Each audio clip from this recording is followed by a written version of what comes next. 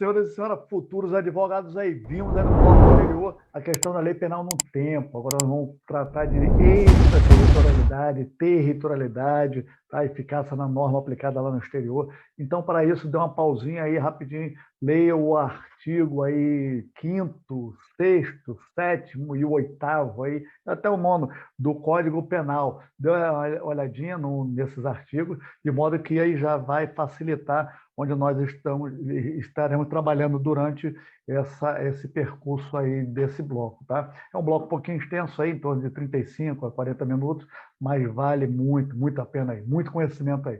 Tá? Antes, nós vamos falar um pouquinho da questão do conflito aparente de normas, que nós vimos lá em questão de princípios, né, de pressão de princípios. Conflito aparente de conflito, aí conflitou, case. Quer conflito? Case. Case, C-A-S-A, né? Que aí é o princípio da consunção ou da absorção, o princípio da alternatividade, da subsidiariedade e da especialidade. Aí o processo mnemônico aí para guardar a questão de conflito aparente de normas. Vamos trabalhar logo na primeira questão, depois vamos entrar já em questão de territorialidade, extraterritorialidade, tá bom?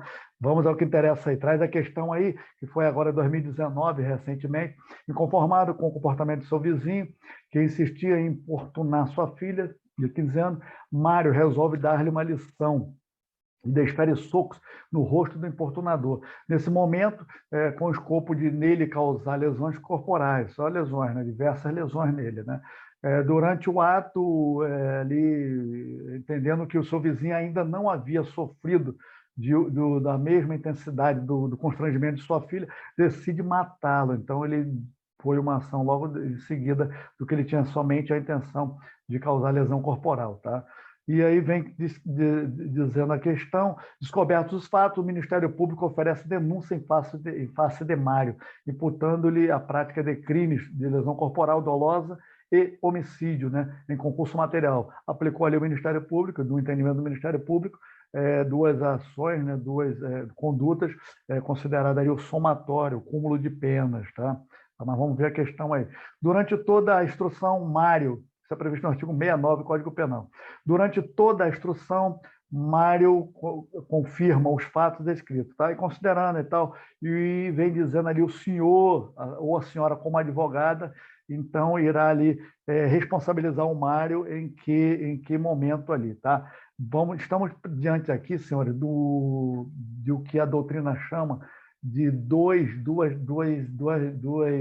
institutos em relação à chamada progressão criminosa e o chamado crime progressivo. Viu que ele tinha uma intenção, apenas ele tinha a intenção de causar lesão, e durante aquele momento ele também ele falou, não, agora que eu já estou aqui, eu vou matar essa pessoa que fez um constrangimento tão grande contra a minha filha. Tá? Então, o crime progressivo, na verdade, e os dois ali no momento, um vai absorver o outro, por isso que vem um princípio de conflito aparente de norma. Irá ocorrer a chamada consunção, a absorção do crime.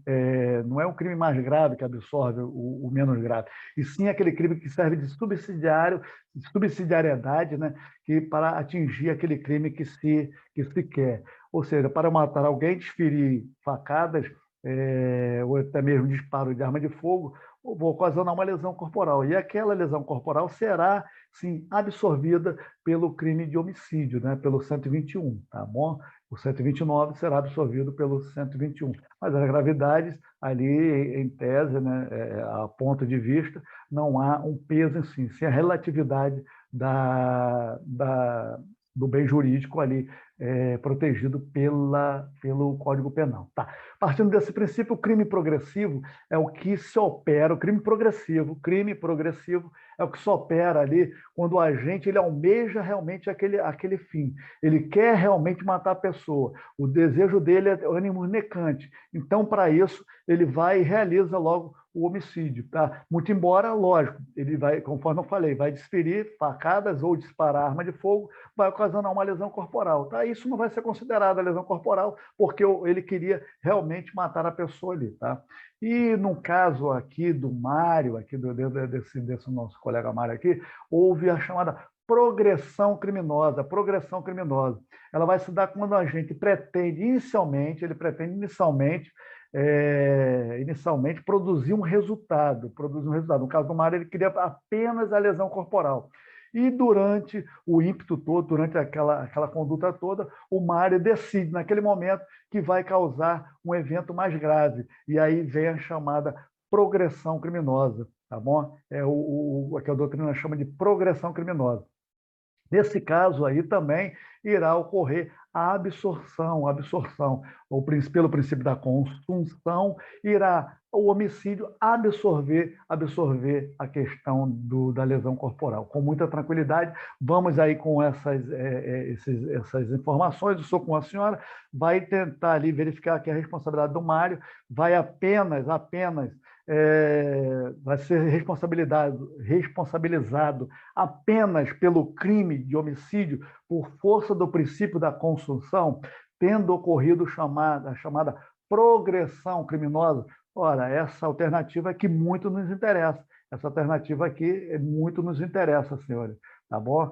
Ela sim haverá progressão criminosa, tá bom? É o que a doutrina chama, progressão criminosa. Eu parto com um intuito, no momento daquele intuito, no momento daquela conduta, eu vou e realizo uma conduta mais grave, é a chamada progressão criminosa. A letra B vem dizendo do mesmo foco, sendo que fala sobre crime progressivo.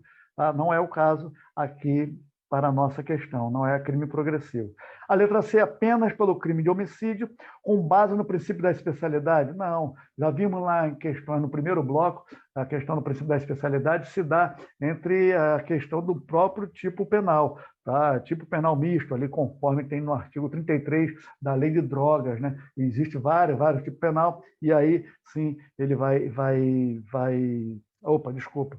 Na especialidade, a princípio da alternatividade, que eu acabei de falar, alternatividade. A especialidade é que não existe uma lei específica somente para homicídio. Então, como não existe uma lei específica somente para o homicídio, o homicídio está lá previsto no Código Penal, artigo 121, então aí será aplicado, sim, a questão do artigo 121 do Código Penal ali. Então, não existe o princípio da especialidade nesse sentido aí, tá bom? Desculpa, eu confundi um pouquinho em relação ao princípio da alternatividade.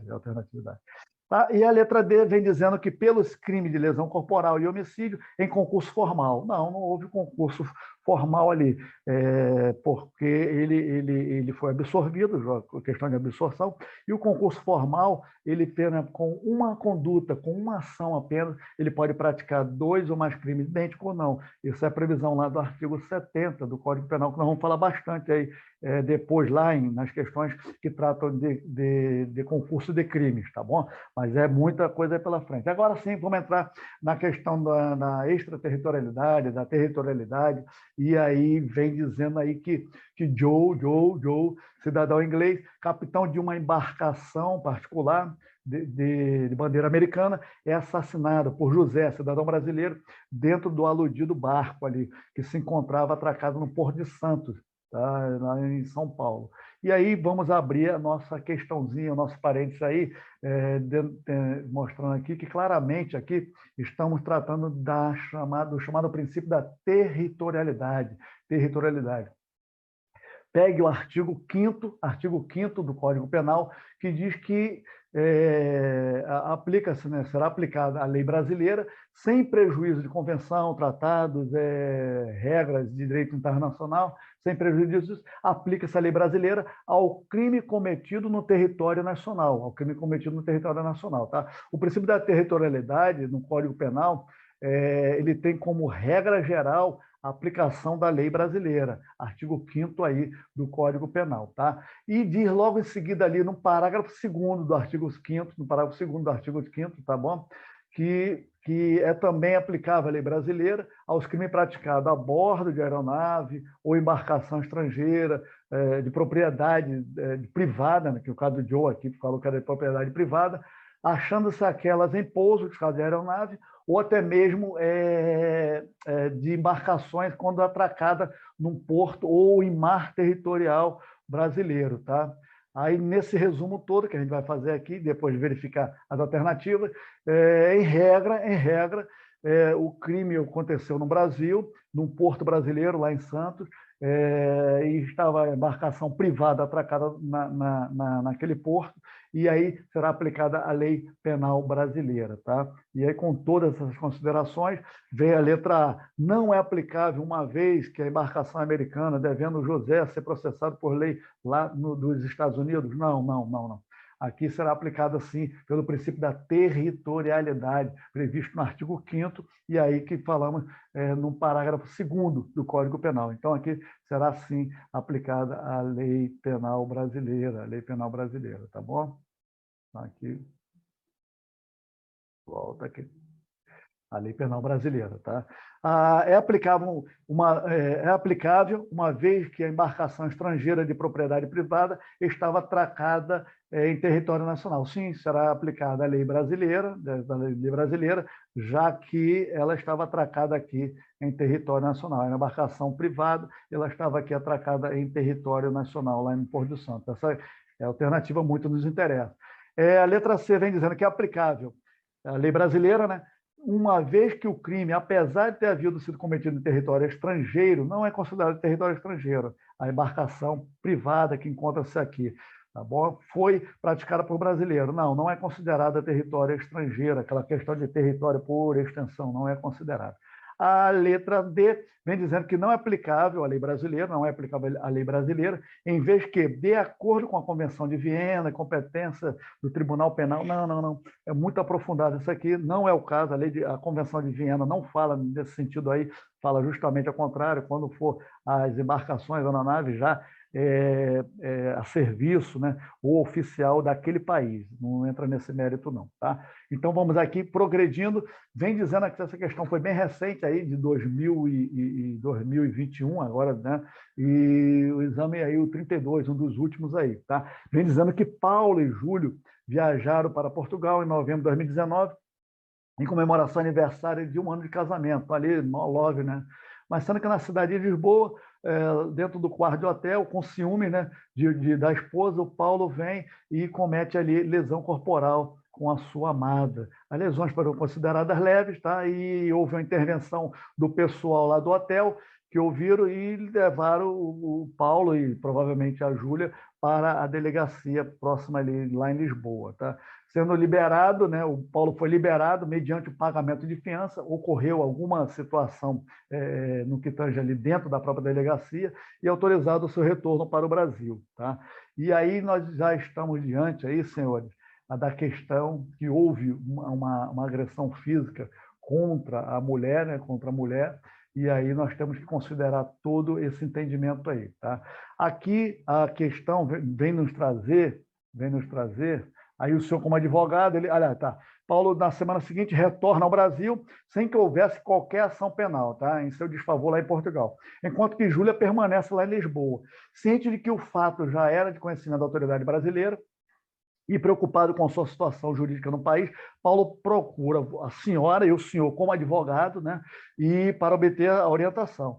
Então, voltando aqui à questão aqui, nós estamos diante aí, senhores, da chamada extraterritorialidade. É quando o crime é cometido no estrangeiro, e aí será aplicada, será processado, será julgado aqui com as leis brasileiras, será julgado com os ditames do ordenamento jurídico brasileiro. Chamamos isso de extraterritorialidade. Tá? Existem 3 tipos de extraterritorialidade, que é a primeira, que é considerada ali a extraterritorialidade incondicionada, que qualquer coisa que aconteça lá no estrangeiro, em determinado caso, tá? Vamos ver o caso, mas se a pessoa for absolvida, se for condenada, não interessa, irá ser, sim, julgada por lei brasileira. Tá? É a chamada extraterritorialidade incondicionada. Tem muitas questões que vamos ver sobre isso aí, tá? Que é o caso lá do agente que comete um crime fora e ele será punido pela lei brasileira, independente de julgamento lá no exterior, conforme eu falei. Isso aí está previsto no artigo 7º, inciso 1. Artigo 7º, inciso 1. E tem a questão da extraterritorialidade condicionada, que é aplicada a questão aqui, nós vamos observar por que é aplicada a questão, que é previsto no artigo 7º, já no parágrafo 2º, tá? Vamos ler ali. E tem a chamada extraterritorialidade hipercondicionada, que vai pegar as condições previstas desse parágrafo 2º e mais ali a previsão do parágrafo 3º do artigo 7º. Só para ter uma noção geral disso aí, tá? Mas não vamos entrar no mérito, aprofundar muito aí essa hiper e tal, e cada questão nós vamos tecer o comentário, tá? E aí diz o artigo 7º, voltando à nossa questão, diz o artigo 7º que fica sujeito à lei brasileira, embora cometido lá no estrangeiro, tá bom? Aí os crimes lá do inciso 1, o inciso 1 diz da extraterritorialidade incondicionada, o inciso 1. Já o inciso 2 diz da condicionada, tá bom? Que diz da condicionada que aí existe a linha A, existe a linha B. A linha A diz que praticada por estrangeiro e a linha B praticada por brasileiro lá no exterior. E o parágrafo 2º do artigo 7º, pega aí o parágrafo 2º do artigo 7º, que diz nos casos do inciso 2, que é esse que nós estamos falando, da condicionada, no inciso 2 do artigo 7º, aplica-se a lei brasileira dependendo do concurso de condições a seguir exposto. Ele fala da determinadas condições. Se eu não me engano, são 5 condições lá, parece. 5 ou 4 condições, tá? Vamos lembrando aqui aos poucos. A primeira condição que diz que o Paulo aí deve retornar ao Brasil, deve regressar ao Brasil, deve vir para o território nacional, tá bom?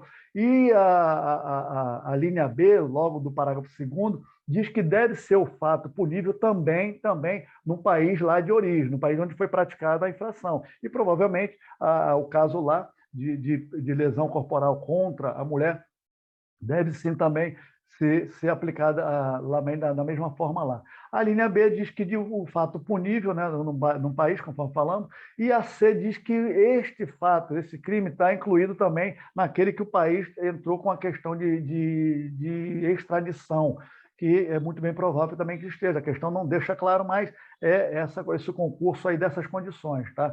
A D, que eu falei que eram 4 ou 5, a D são 5 condições aí. A D diz que não deve não ter sido o agente absolvido. Se ele foi absolvido lá no estrangeiro, não cabe condição de ele ser julgado aqui. Então, a questão é muito clara nesse sentido, vai muito nos interessar no nosso questionamento aqui, tá bom? Ele não pode ter sido absolvido lá. Se for, não tem condições de dar aqui, não tem o caráter de admissibilidade para entrar no mérito de processar e julgar essa pessoa que comete um crime no estrangeiro, já que ele foi absolvido lá.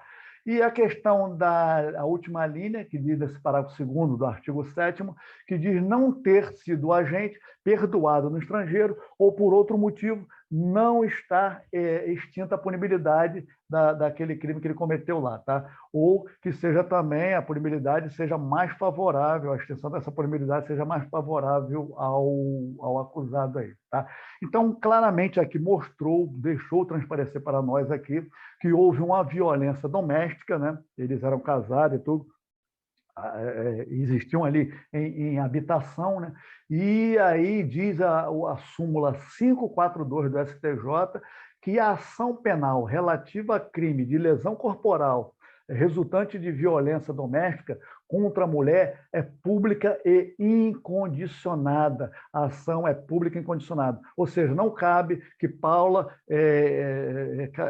o carecimento da representação de Paula. Então, esquece isso aí, tá? É pública e incondicionada. Com todas essas considerações, senhores, fica muito claro para a gente aqui que ele esclarecer que a lei brasileira não poderá ser aplicada, poderá sim ser aplicada, dentro dessas condições que nós observamos todas aí, do parágrafo 2º do artigo 7º do Código Penal. Então, será sim aplicada. Então, de lança aqui, de cara, observamos que poderá sim ser aplicada, tá bom? A letra B diz que poderá ser aplicada diante do retorno de Paulo, uma das condições lá, logo a primeira, né, de regressão ao território nacional, independente do retorno de Júlia, e de sua manifestação de vontade sobre o interesse de ver o autor responsável criminalmente. Sim, súmula 542, senhora, é pública e incondicionada.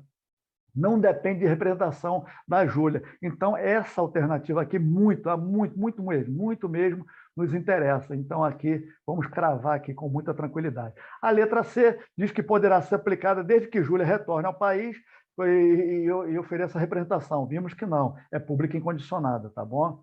E a questão lá da letra D poderá ser aplicada, ainda que Paulo venha a ser denunciado e absolvido. Não, não. A condição lá da letra D, lembra lá que ele não pode ser absolvido lá. Se ele for absolvido, aí sim, não teria, sim, como aplicar a lei penal brasileira. Tá? E ele não foi absolvido, ele apenas foi ouvido e tal, pagou fiança, parece, né? Pagou fiança e retornou ao Brasil lá, tá? Deu autorização para retornar ao Brasil. Questão muito interessante, muito boa e muito também tranquila de resolver, né?